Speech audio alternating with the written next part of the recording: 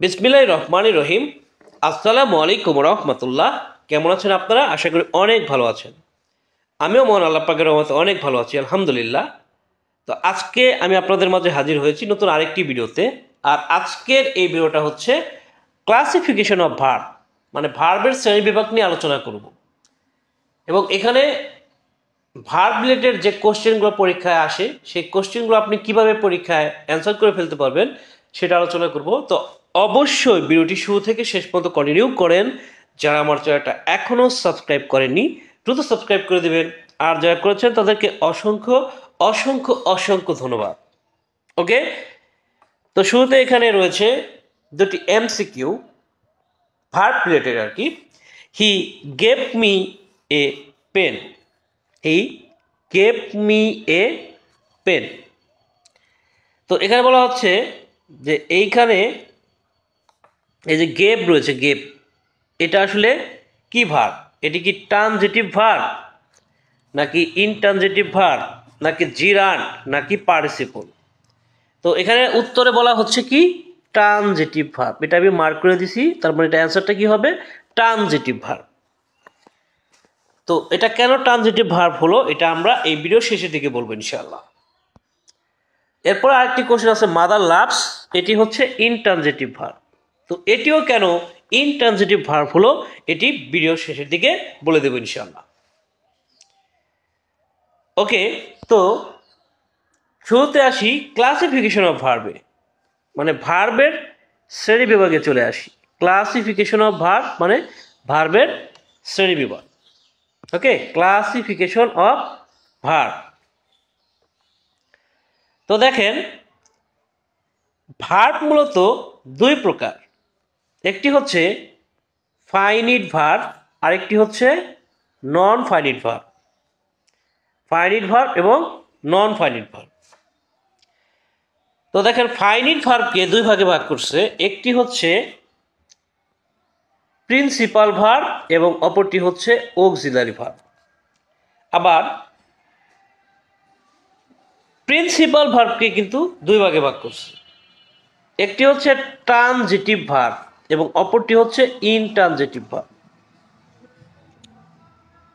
আবার অক্সিলারি ভার্বকে দুই ভাগে ভাগ করছে। একটি হচ্ছে প্রাইমারি অক্সিলারি এবং অপরটি হচ্ছে মডাল অক্সিলারি।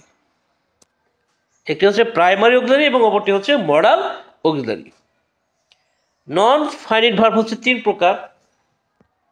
একটি হচ্ছে জিরান্ড, একটি হচ্ছে পার্টিসিপল এবং অপরটি হচ্ছে ইনফিনিটিভ। তো এই সম্পর্কে এখন এই যে ক্লাসিফিকেশন, এই ক্লাসিফিকেশন এখন একটু আলোচনা করা যাক।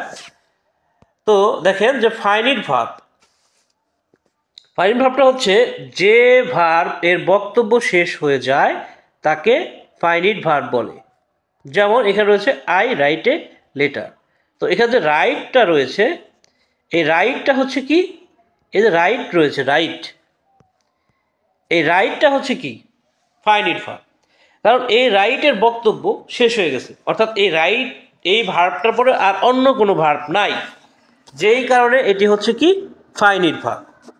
এর বক্তব্য শেষ হয়ে গেছে, এই কথার পরে আর অন্য কোনো কথা নাই, এই জন্য এটি হচ্ছে ফাইনিট ভার্ব। ফাইনিট ভার্বটি আবার দুই ভাগে ভাগ করছে, প্রিন্সিপাল ভার্ব এবং অক্সিলারি ভার্ব। তো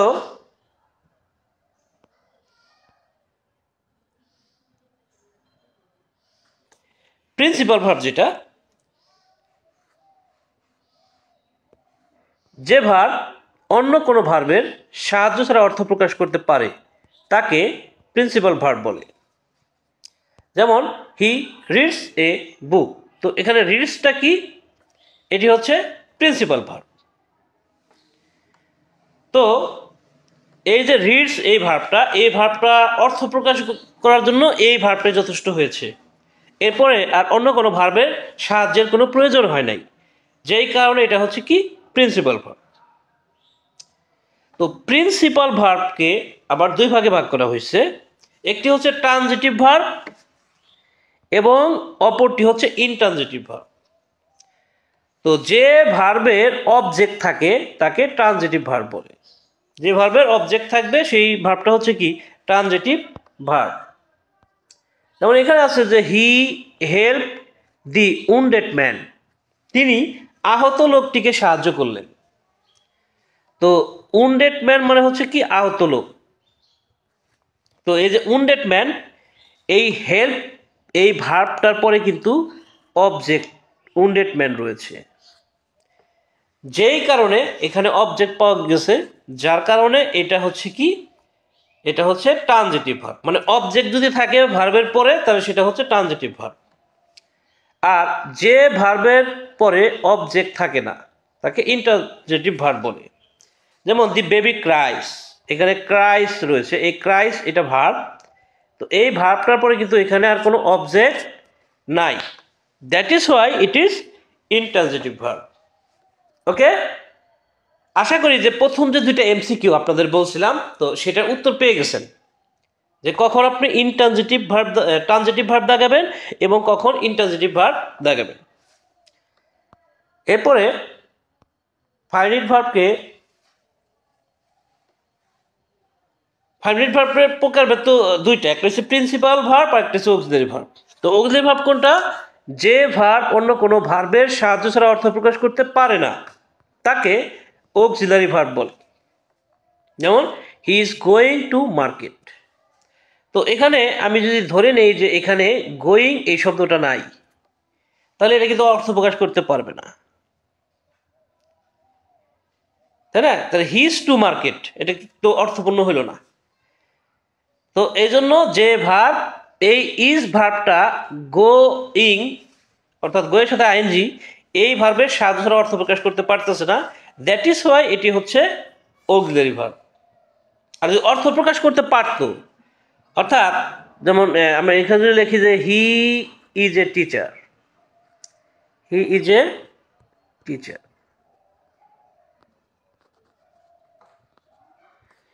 তো এইখানে এটা ইজ, এই ইজ কিন্তু এখানে অক্সিলারি ভার্ব না, এটা হচ্ছে প্রিন্সিপাল ভার্ব। কেন? কারণ এই ইজটা অন্য কোনো ভার্বের সাহায্য লাগতেছে না, দ্যাট ইজ ওয়াই এটা হচ্ছে অক্সিলারি ভার্ব নয়, এটা হচ্ছে কি প্রিন্সিপাল ভার্ব।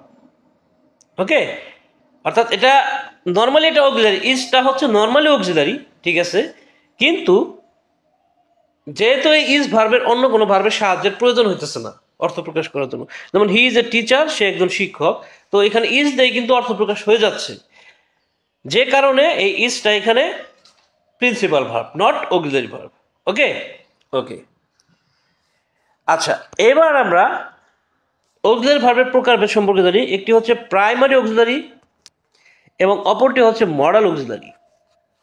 তো am, is, are, was, were, do, does, did, have, has, had এগুলো হচ্ছে কি প্রাইমারি অক্সিলারি।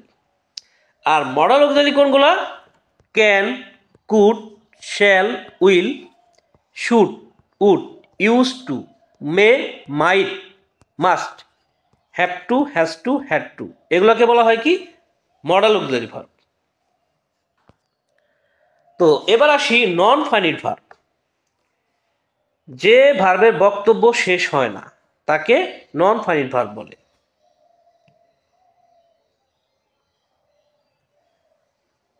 যে ভার্বের বক্তব্য শেষ হয় না তাকে নন ফাইনাইট ভার্ব বলে। যেমন এখানে আছে walking is a good exercise, walking is a good exercise. তো এখানে ওয়াকিংটা হচ্ছে জিরান, এখানে আই স হিম গোয়িং, এই গোয়িংটা হচ্ছে পার্টিসিপল, এবং we hired A bus to go এটা হচ্ছে ইনফিনিটিভ। তো ওয়াকিং এই কথাটা যদি বলে আমি থেমে যাই তার মানে এটার বক্তব্য শেষ হয় নাই, তাই না? এরপরে আরো কিছু শোনার আগ্রহ জাগে যে ওয়াকিং এর পরে কি, তাই না? গোয়িং, এই গোয়িং এর পরে পরে কি বা আগে কোনো কিছু আছে কিনা। তারপর উই হায়ার্ড এ বাস, হ্যাঁ টু গো, শুধু টু গো বললে কিন্তু এই আমার ওই অর্থ কেউ বুঝতেছে না। এজন্য বলা হয়েছে যে ভার্বের বক্তব্য শেষ হয় না তাকে নন ফাইনাইট ভার্ব বলে। এখন পরীক্ষায় কিন্তু আসে যে জিরান থেকে 100% কোশ্চেন আসে, পার্টিসিপল ইনফিনিটিভ থেকে কোশ্চেন আসে, তো দেখেন জিরান্ট মানেও কিন্তু আইএনজি, আবার পার্টিসিপল এটা মানেও কিন্তু আইএনজি। অর্থাৎ আইএনজি যখন নাউনের কাজ করে, ভার্বের সাথে যখন নাউনেরও কাজ করে, তখন সেটাকে আমরা বলবো জিরান। আর যখন অ্যাডজেক্টিভের কাজ করে তখন ওইটা হচ্ছে পার্টিসিপল। এটা বইয়ের ভাষা, যে এটা হচ্ছে নাউনের কাজ করলে এটা হচ্ছে জিরান, আর যদি অ্যাডজেক্টিভের কাজ করে থাকে তাহলে এটা হচ্ছে পার্টিসিপল। তো আপনাদের জন্য আমি একটা সহজ ট্রিক বলে দিই। সেই ট্রিকটা হচ্ছে যে আইএনজির জায়গায়, এই আইএনজির জায়গায় আমরা যদি ইট বসিয়ে দিই, অর্থাৎ এই যে ওয়াকিং, এই ওয়াকিং এর জায়গায় জাস্ট আমরা ইট বসায় দিলাম, ইট। তো ইট বসানোর ফলে যদি এটি অর্থপূর্ণ হয় তাহলে বুঝতে হবে এটি জিরাট। তো ওয়াকিং এর জায়গায় ইট বসানোর ফলে এটার বাক্যটা কি দাঁড়াইলো, যে it is a good exercise. অর্থাৎ ওয়াকিং ইজ এ গুড এক্সারসাইজের জায়গায় যদি আমি বলি যে it is a good exercise, অর্থাৎ ওয়াকিং একটা ভালো ব্যায়াম। আবার যদি ইট বসে তার কি হয়, ইহা একটি ভালো ব্যায়াম। তাহলে এটা ইট বসানোর ফলে এটার অর্থ অবশ্যই প্রকাশ পেল, অর্থপূর্ণ হলো। যদি অর্থপূর্ণ থাকে, ইট বসানোর পর যদি অর্থপূর্ণ থাকে ওই বাক্যটা, তাহলে সেটা হচ্ছে জিরান্ট। আর যদি ইট বসানোর পরে অর্থপূর্ণ না থাকে, অর্থাৎ এখানে আই স হিম গোয়িং, এই জায়গায় যদি আমরা ইট বসাই, অর্থাৎ আই স হিম ইট, আমি তাকে দেখলাম ইহা, এটা কোনো অর্থই হইল না, তাহলে এটা কি পার্টিসিপল। আর ইনফিনিটিভ হচ্ছে টু প্লাস ভার্ব ওয়ান, অর্থাৎ টু এর পরে যদি ভার্ব ওয়ান থাকে তাহলে সেটা হচ্ছে কি ইনফিনিটিভ। তো জিরান, পার্টিসিপল, ইনফিনিটিভ এগুলোরও কিন্তু ক্লাসিফিকেশন রয়েছে। পরবর্তী ভিডিওতে এই ক্লাসিফিকেশন নিয়ে আলোচনা করব। তো সেই পর্যন্ত সবাই ভালো থাকবেন, সুস্থ থাকবেন, সুন্দর থাকবেন। টাটা, আসসালামু আলাইকুম রহমতুল্লাহ।